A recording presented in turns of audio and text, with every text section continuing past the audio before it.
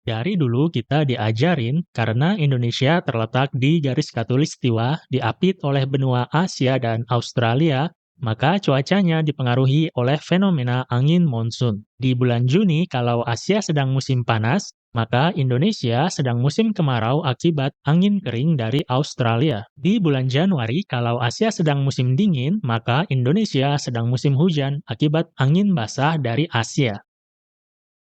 Tapi yang jarang diajarkan adalah akibat keragaman topografi negara kita, karakteristik musim di berbagai daerah sebenarnya beragam. Jadi, meski hanya ada dua musim, pola musim hujan dan kemaraunya bisa tidak sama di berbagai wilayah. Di video ini, saya akan menjelaskan bagaimana wujud keragaman musim Indonesia dari segi pola hujannya.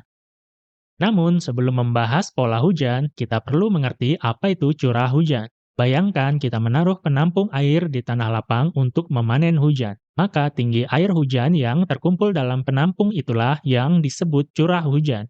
Supaya menjadi standar, peneliti menyatakan curah hujan dalam milimeter dengan definisi curah hujan 1 milimeter artinya dalam penampung dengan luas 1 meter persegi terdapat air hujan setinggi 1 milimeter. Dengan kata lain, curah hujan 1 milimeter itu sama dengan volume 1 liter air hujan yang menimpa permukaan seluas 1 meter persegi. Jadi, jika dalam satu hari terkumpul air hujan setinggi 100 milimeter, maka dikatakan daerah itu telah mendapat curah hujan 100 milimeter atau 100 liter air hujan tiap meter perseginya. Idealnya, penampung itu datar, airnya tidak menguap, tidak meresap, dan tidak mengalir. Oleh karena itu, dibuat alat pengukur yang namanya ombrometer. Untuk membuat data pola hujan, setiap hari petugas BMKG mengukur curah hujan harian. Data itu dikumpulkan menjadi curah hujan bulanan, kemudian dianalisa untuk mendapatkan rata-ratanya selama periode 30 tahun. Sebagai contoh, ini merupakan rata-rata curah hujan bulanan periode tahun 81 hingga 2010 yang dikumpulkan oleh Stasiun Meteorologi Halim. Karena data ini merupakan hasil rata-rata selama 30 tahun, maka disebut sebagai normal curah hujan. Normal curah hujan dipakai BMKG sebagai referensi bagi produk informasi iklim. Dengan data ini, kita bisa mengenali karakteristik pola hujan yang normalnya terjadi di daerah setempat. Karakter itu antara lain intensitas atau banyaknya curah hujan tiap bulan, puncak hujan di bulan Februari, dan hujan paling sedikit di bulan September. Tapi data ini hanya berasal dari satu stasiun saja. Kita tidak bisa mengandalkan satu data untuk menggeneralisir wilayah yang luas.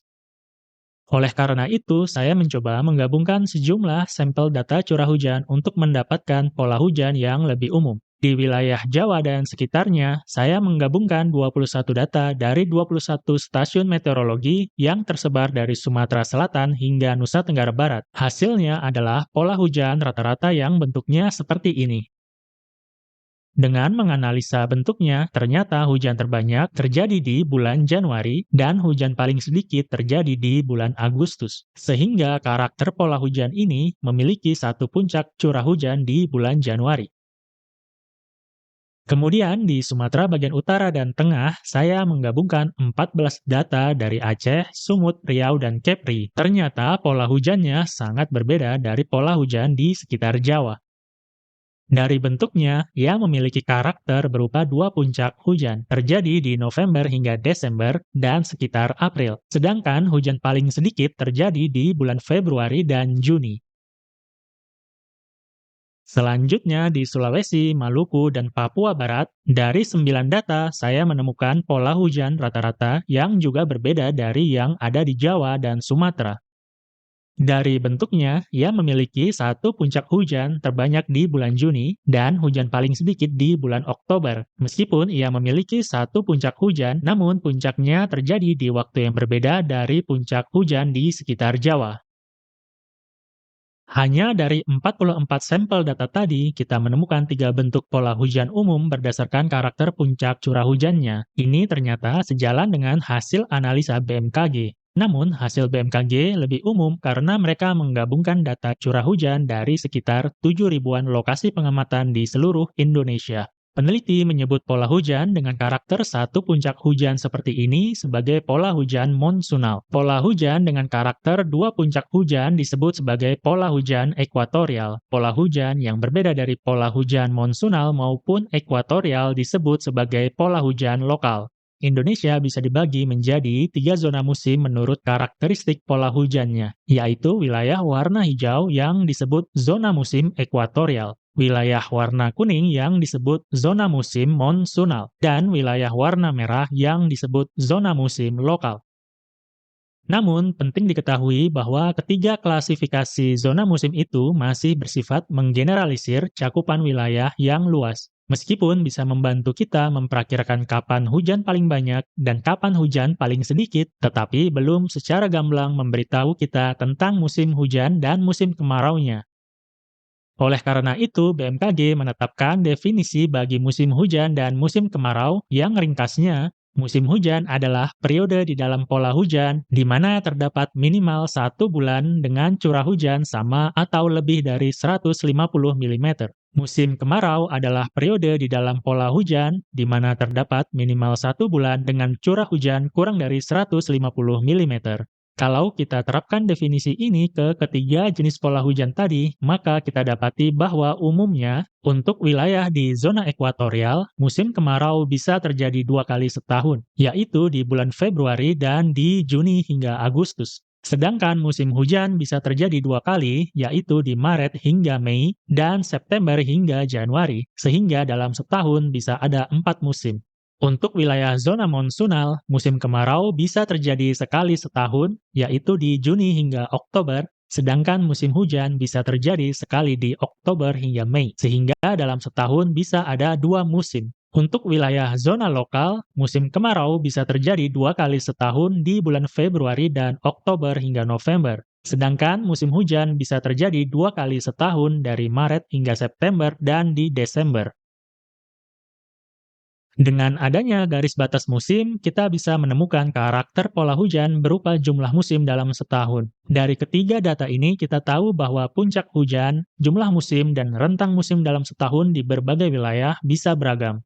Sebagai contoh, apabila kita membandingkan pola hujan dari zona monsunal dengan zona lokal, maka kita menemukan ada daerah-daerah yang keadaan musimnya terbalik.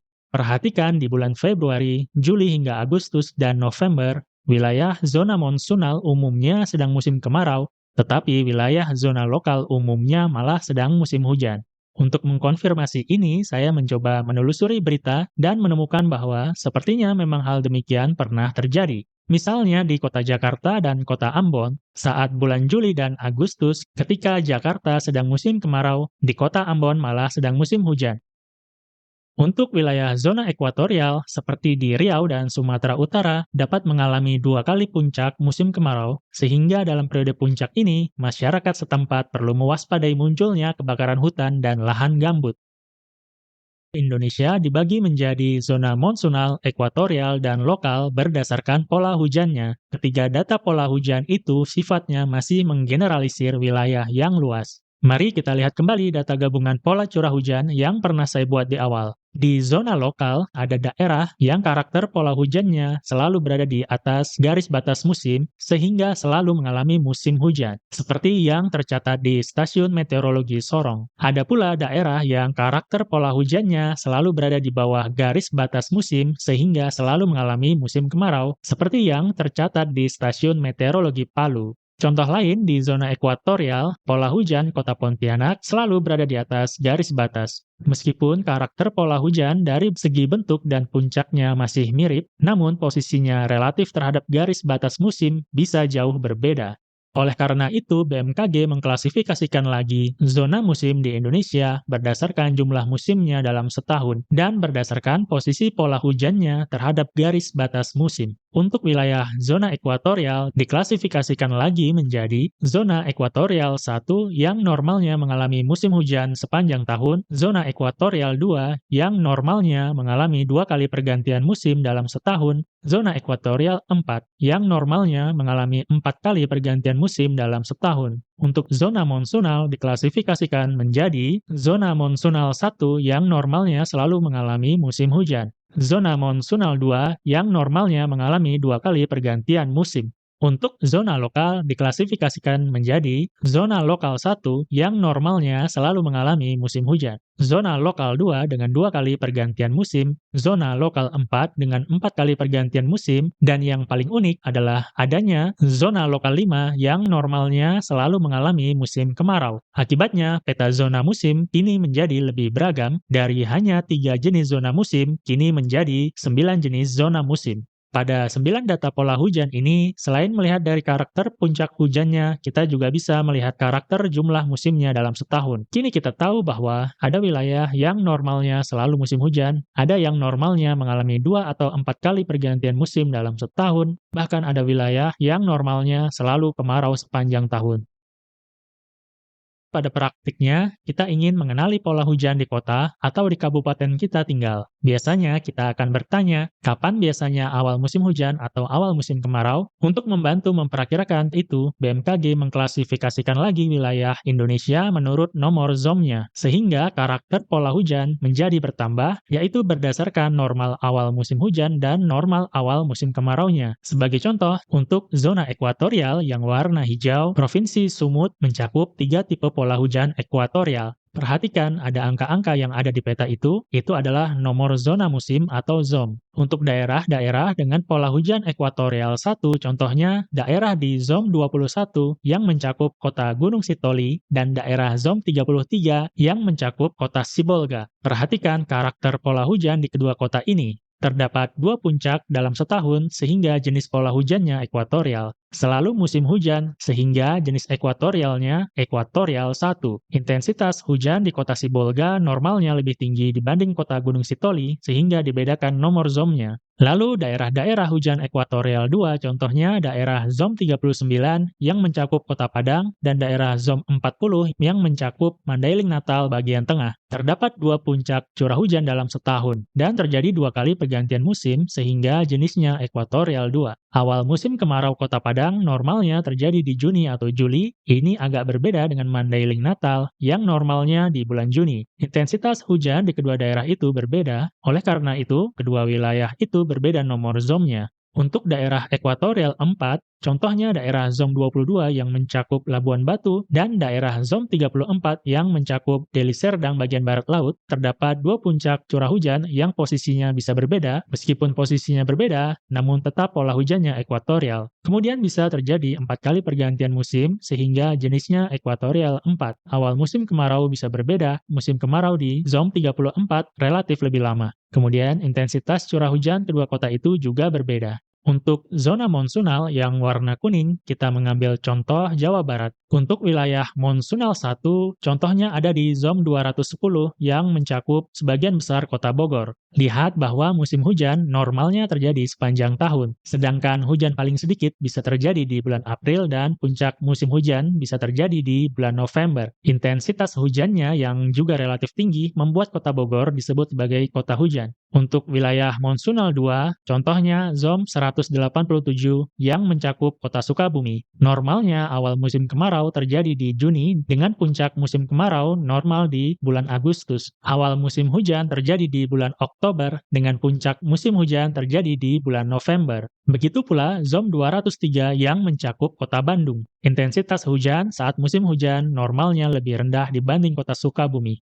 Untuk zona lokal, contohnya ada di Provinsi Maluku dan Papua Barat, antara lain untuk wilayah lokal 1 di ZOM 652 yang mencakup kota Sorong. Kota ini normalnya selalu musim hujan dengan puncak hujan di Juni, kemudian ZOM 623 yang mencakup Maluku Tengah. Untuk wilayah lokal 2, misalnya di ZOM 620 yang mencakup kota Ambon. Normalnya musim kemarau terjadi di bulan Februari dan November, puncak musim hujan di bulan Juni. Untuk wilayah lokal 4, misalnya di ZOM 640 yang mencakup Pegunungan Arfak dan sebagian Manokwari, terlihat pola hujan di kota ini agak acak. Normalnya musim kemarau terjadi di bulan Februari dan Desember. Yang terakhir adalah lokal 5, Daerah satu-satunya dengan pola hujan seperti ini ada di sekitar Palu dan Donggala di Provinsi Sulawesi Tengah. Kota ini tercakup dalam ZON 524 dan ZON 526. Curah hujannya selalu berada di bawah batas musim, sehingga daerah ini normalnya selalu musim kemarau sepanjang tahun. Puncak hujan di daerah ini bisa terjadi di sekitar Januari dan Juni, namun itu pun masih dalam definisi musim kemarau. Tidak heran kalau kota Palu menjadi salah satu kota paling panas dan kering di Indonesia.